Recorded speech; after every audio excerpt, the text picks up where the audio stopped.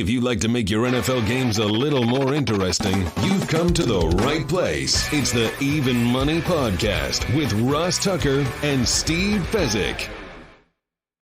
Yeah, Vegas, baby, Vegas. It is the Even Money Podcast, presented, of course, by DraftKings Sportsbook. We love those dudes. I'm Ross Tucker, former NFL offensive lineman, 5 teams, 7 years, classic journeyman. Now I got a bunch of podcasts that I love. Ross Tucker Football Podcast on Monday. Couldn't believe what Marlon Humphrey said about Lamar Jackson as it relates to getting a new contract. That makes me a little nervous for Lamar. Check that out. Tomorrow we'll have Jim Nagy, the executive director of the Senior Bowl. He's about as good of a draft guy as there is.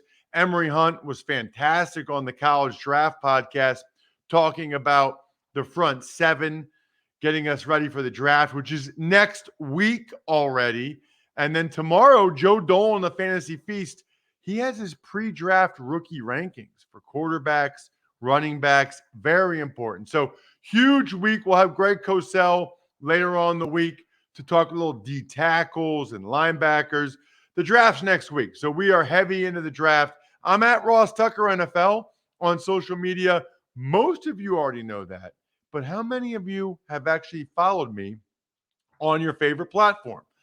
Facebook.com/Ross Tucker NFL, Twitter, Instagram, even TikTok at Ross Tucker NFL. We are at Ross Tucker Pod on Twitter and Instagram, so you can certainly always see the highlight clips of the other shows. The star of this show, I make no bones about it, is the one and only Steve Fezzik at Fezzik Sports, the only two-time winner of the Super Bowl of professional football betting, the Super Contest at the Westgate. Hello, Steve.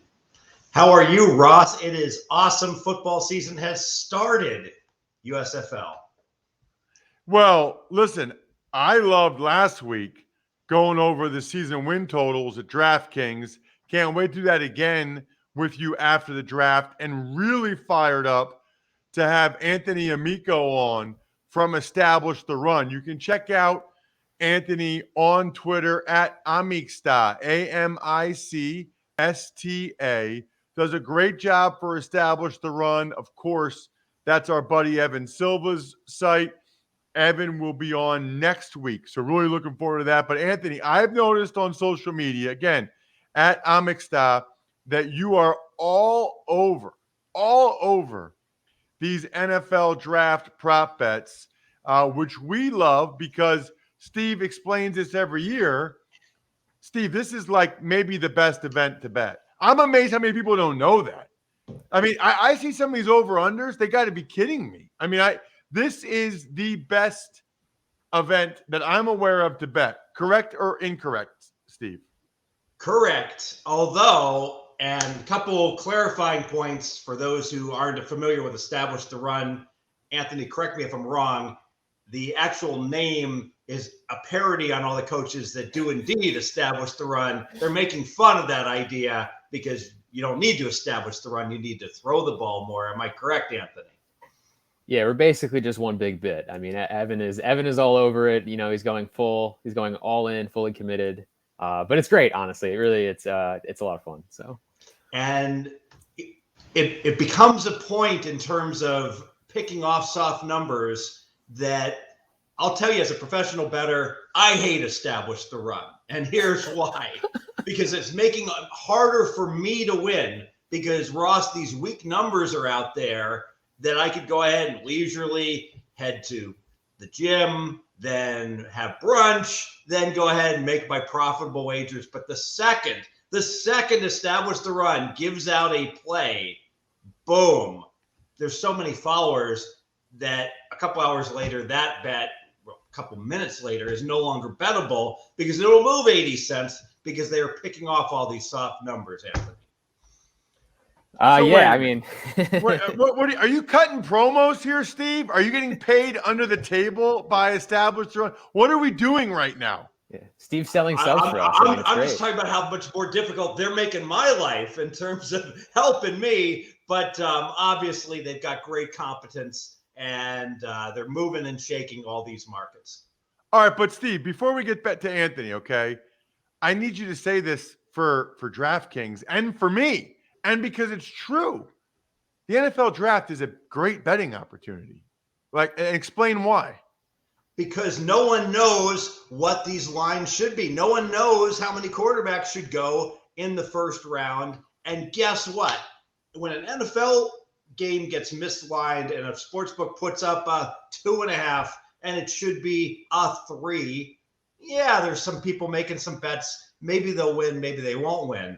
But the numbers are so tight that when a sportsbook puts up quarterbacks to go in the first round, 2.5, and then the line moves to 3.5, and you could get at the 2.5, you're just going to win because it's going to land 3 or it's going to land maybe 4. And if you get to the numbers first, the distribution is so tight that you literally, there's all kinds of bets in the draft where you will say, I'm either going to win or I'm going to push on bets like that.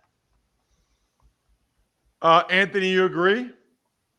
Yeah, I mean, it's an information market, right? I mean, even, you could be a great spread or sides better for, let's say, the NFL, but every edge doesn't guarantee that you're going to win. I mean, anything can happen over the course of a sporting event.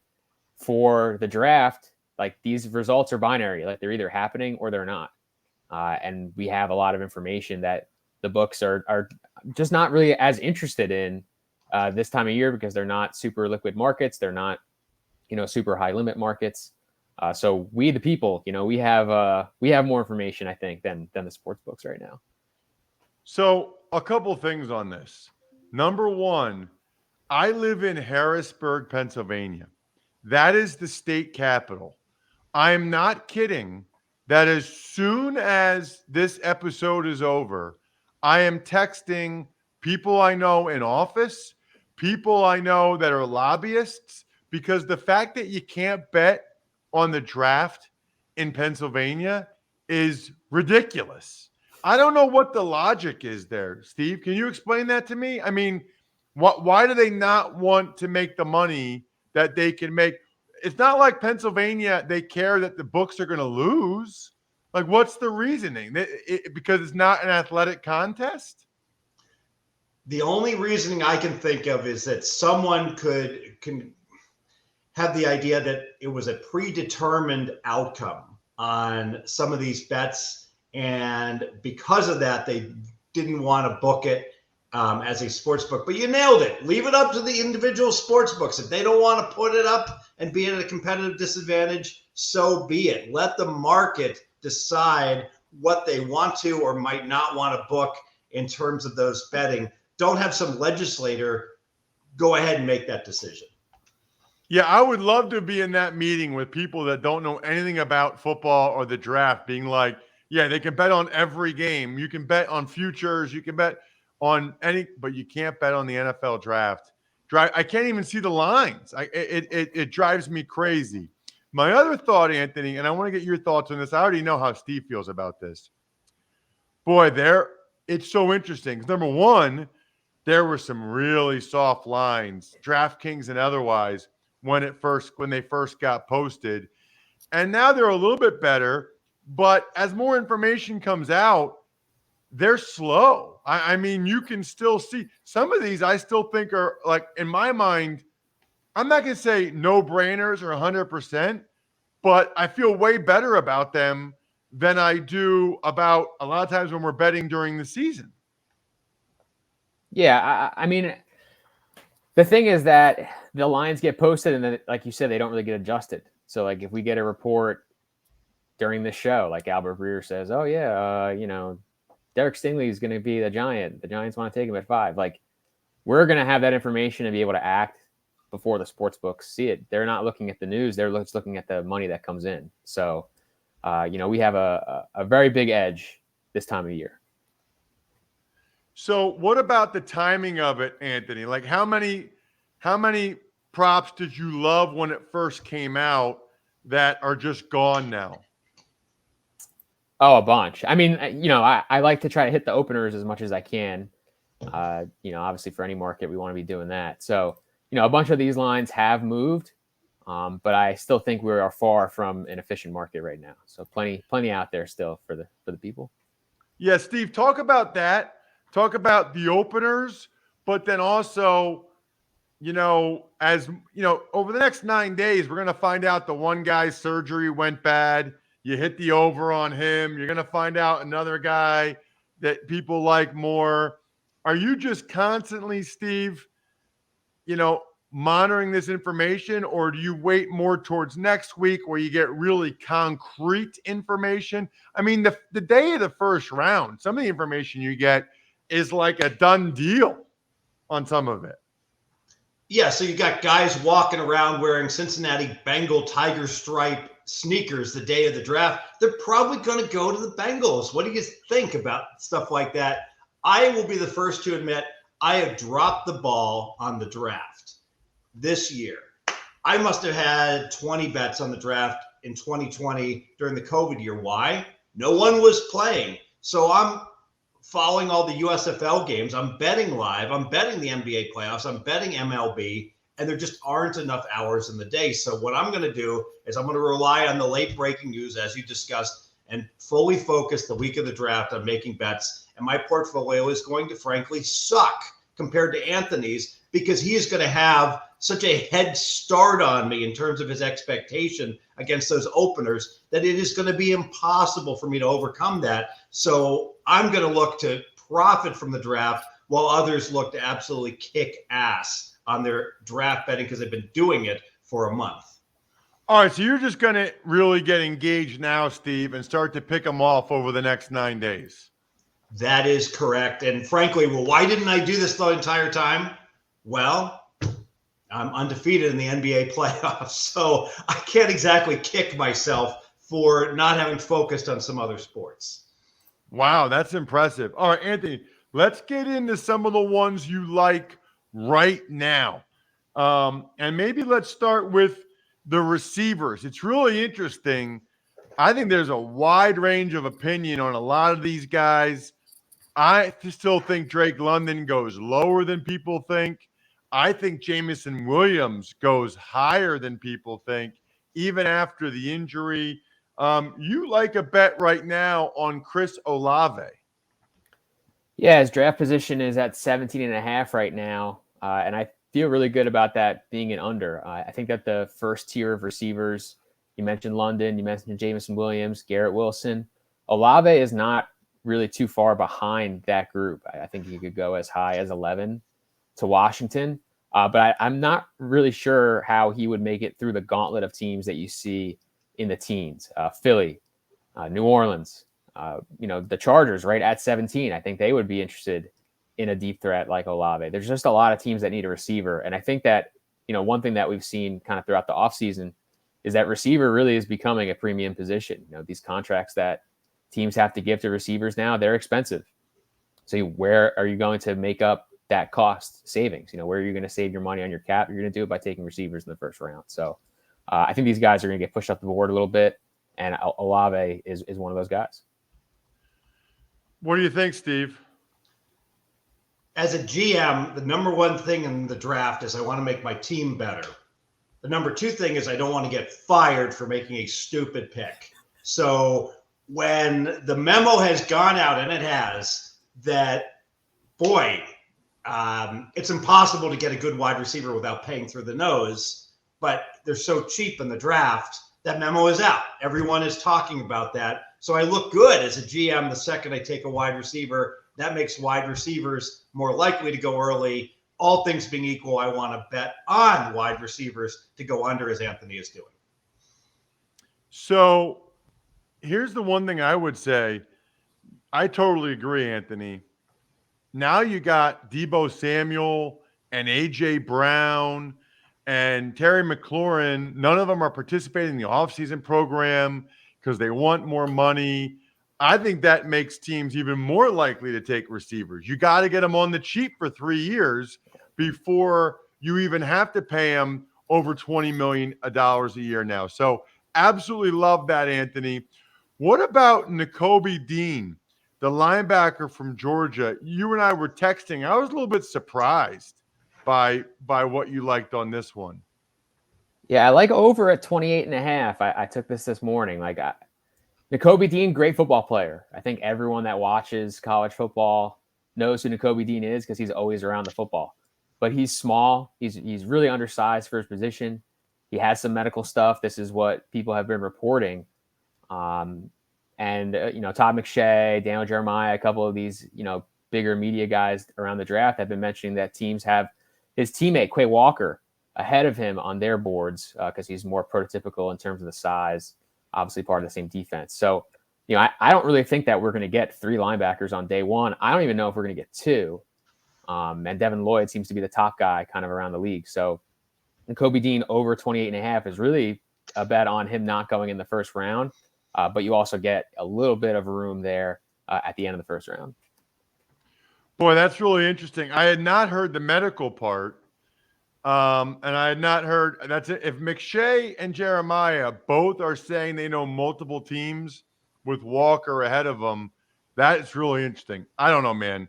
Every game I watched, Nakobe Dean, it looked like he was shot out of a cannon. But that doesn't matter. What matters is you're seeing reports of medical, and you're seeing reports. That's probably, Steve, where you get the most value is the reports on medical that come out, as well as the reports on teams having a guy higher, but the medical especially. Yeah, and it goes back to I don't want to get fired as the GM. And if there's a suspect medical report out on a guy and I take him and then he busts, then I could be second guessed to the moon. So all things being equal, if a player's projected to go 20, a bad medical comes out and he moves to 24.5, there is no value typically playing him to go under 24.5. It's just expect that he will fall further than you expect when bad news strikes. One other one that really jumped out to you, Daxton Hill. I like this one a lot. I agree with you on this one, Anthony. Yeah, DraftKings has a market to be drafted in the top 32. Daxton Hill is on that list. And I love Daxton Hill. I mean, I think that depending on who you listen to, like he could go in the top 20. So to get him in the top 32, still at really reasonable odds. I want to say it's like minus 135 on DraftKings. Very reasonable. Daxton Hill, at this point, I do not think he's going to make it out of the first round. He's incredibly versatile. He can be your day one nickel. We talk about obviously teams going to these more pass heavy sets. That means that you need 3 corners on the field. I think you can make an argument that Daxton Hill is the 3rd best cornerback in this draft, but he also can play free safety. So versatile chess piece, really good athlete. Reports have been really good on him. I think that he's a pretty good bet to be in the first round. I'm stunned by that one. I mean, I wouldn't be surprised if he goes in the teens. I agree. If people want that guy that can be a safety and be a nickel, that I'm surprised by that number.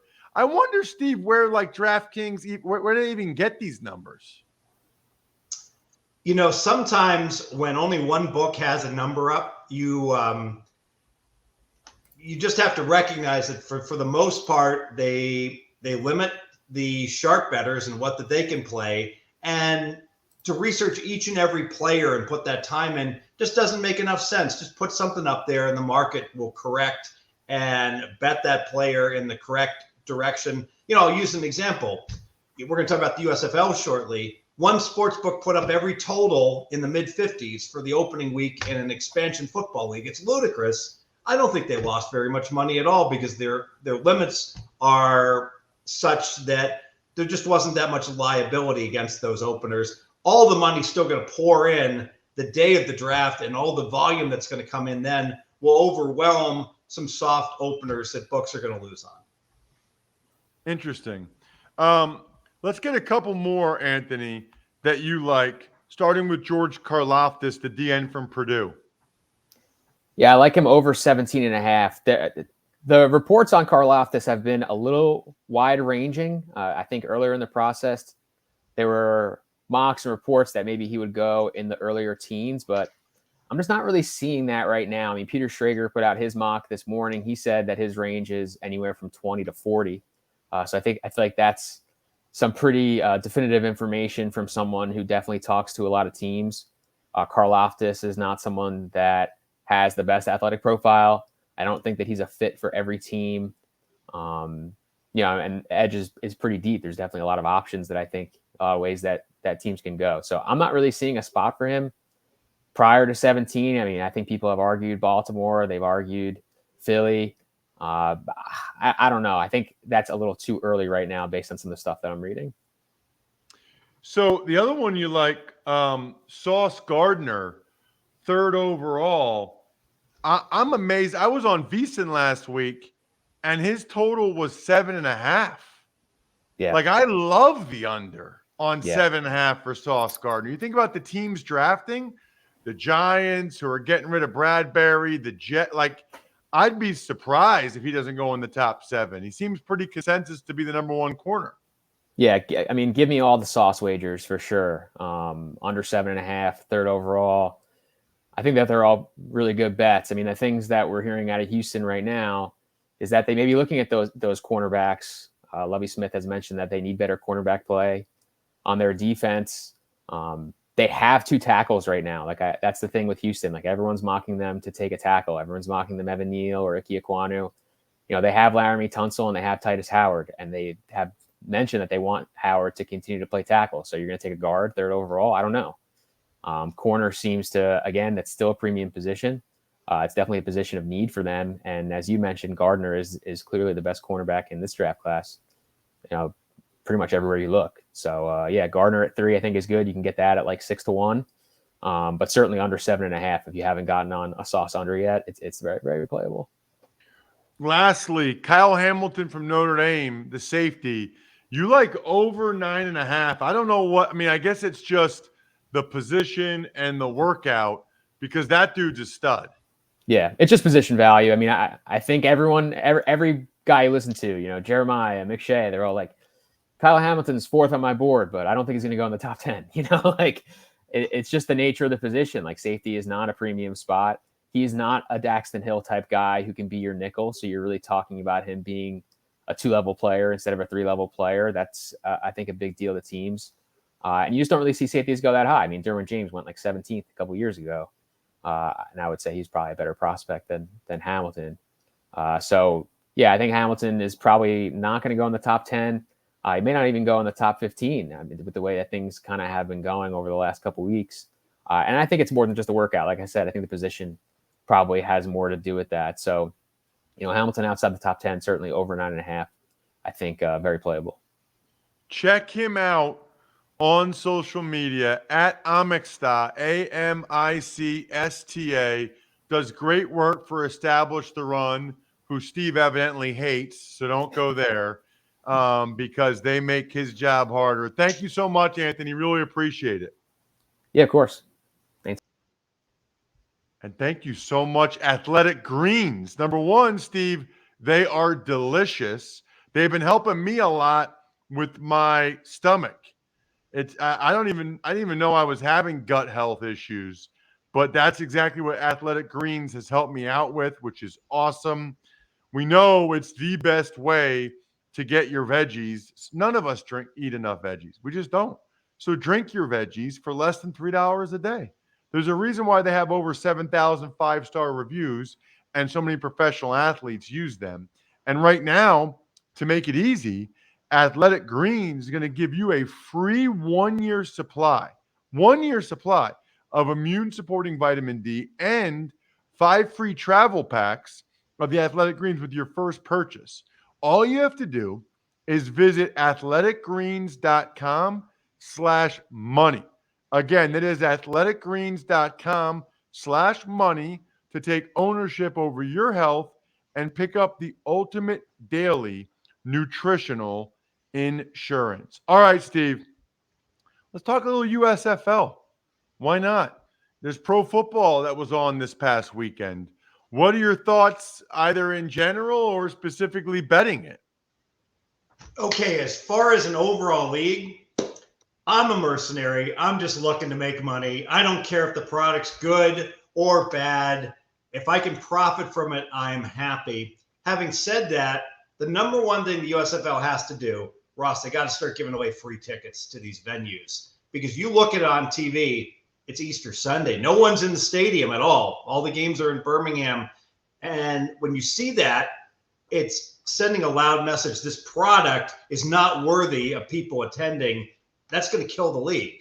So the folks in Birmingham have to get out there. I don't care if they got to go to the senior citizen centers and bus people in for free. Whatever it takes to get 10,000 people in those stadiums is critical, in my opinion, to their success, going forward. Like many expansion football leagues, they dropped the ball. They did not change the rules to help the offense enough. And what happens, because there's no timing between the quarterback and the receivers, there's limited practice time before the league starts, and frankly, the quarterback play isn't good enough. These leagues always go under. We saw it with the Alliance of American Football. We saw it with the XFL, and now we see it here with the USFL. Week 1, average scoring, 35 points. The public, the viewing public, likes to see touchdowns. They like to see scoring, and there's never enough, and that kills these leagues. And no one ever seems to figure this out, that they need to find a way to promote more scoring. I don't know if they need to put only 10 guys on defense. I'm not going to come up with the rules changes that they need.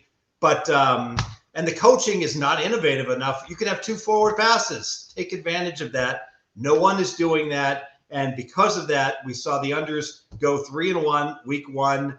And I did some research on this. In the AAF and the XFL, week 2 total scoring is pretty comparable to week 1 scoring. So I would expect more of the same. Average scoring to be 36 or 37 points here week 2 after 35 week 1. That means I would look under in week 2 action here across the board in the USFL, and the league's in trouble because there just isn't enough action, Ross. Really interesting across the board thoughts there. Are they playing? I know they're in Birmingham. Are they at Legion Field? I mean, that's a big stadium to not have any people. And I know people realize it's kind of a made-for-TV event. I've heard some guys, there are reports that the chip in the ball has made the ball not, it's weighted a little bit differently. It's not consistent. And some quarterbacks and punters and kickers are complaining about that, which I thought was interesting. What about, Steve, on the NBA? Because I've been seeing a lot of your tweets at Fezzik Sports. You're killing it on the NBA so far. Yeah, one housekeeping item. There's 2 different venues in Birmingham, so they're playing at 2 different stadiums. I'm not a Birmingham expert, so I can't really comment on the capacity, but there are plenty of good seats available. The NBA has been pretty much according to Hoyle in terms of some tried and true methods. I'll say this, and this isn't going to help you till next year. The play-in games, Ross, intensity, elimination, double elimination games, 6 play-in games, 6 unders. So we see this in game 7s, late in series. We certainly saw it in the play-in games. If you've been playing the unders, you've been cashing tickets here across the board. Moving forward, the one fascinating thing, there's a tried and true method in the NBA that if you're the home team in game 3 and you lost game 1 and game 2, you do really well game 3 at home first half. You come out guns a-blazing. Well, the memo is out on that, because if you take a look at a team like Toronto that lost their first 2 games on the road, they're a 2-point underdog at home. Ross, they're a 1-point favorite in the first half. So the market is well aware that these teams down 0-2 at home do great in the first half. The same is true for Denver. I think the market has finally caught up to that first half trend, backing the home team down 0-2. Ooh, that's interesting. I did not know that. I do know this. Next week, we're going to give you a lot of NFL draft prop bets. Steve will be in on it. Our buddy Evan Silva, longtime host of the Fantasy Feast podcast, will be in on it. I'll be in on it. Next week, Tuesday, should be an awesome Even Money podcast. Hopefully you take advantage of some of the bets that Anthony gave out here on today's Even Money podcast. Again, Jim Nagy tomorrow, the executive director of the Senior Bowl. He'll have some juicy nuggets as it relates to the draft. Greg Cosell on the Ross Tucker Football podcast. And you got to hear what Marlon Humphrey said about Lamar Jackson. I've never heard of a guy that has this philosophy, but that's what Marlon says Lamar's philosophy is. So it's pretty interesting. Other than that, good luck, everybody. Hope you guys make some money. Thanks for listening to the Even Money Podcast. Make sure to also subscribe to the Ross Tucker Football Podcast, the Fantasy Feast, Business of Sports, and the College Draft. All available at Apple Podcasts, rosstucker.com, or wherever podcasts can be found. A lot of times on the show, I mentioned DraftKings. Here's what you need to know. You got to be 21 or older, New Jersey, Indiana, or Pennsylvania only. New customers only. Restrictions apply. See DraftKings.com/sportsbook for details. Gambling problem, call 1-800-GAMBLER, or in Indiana, 1-800-9-WITH-IT. By the way, if what I was talking about included a deposit bonus, doesn't always, sometimes it does. Deposit bonus requires 25 times playthrough, and deposit bonuses are paid out in site credit.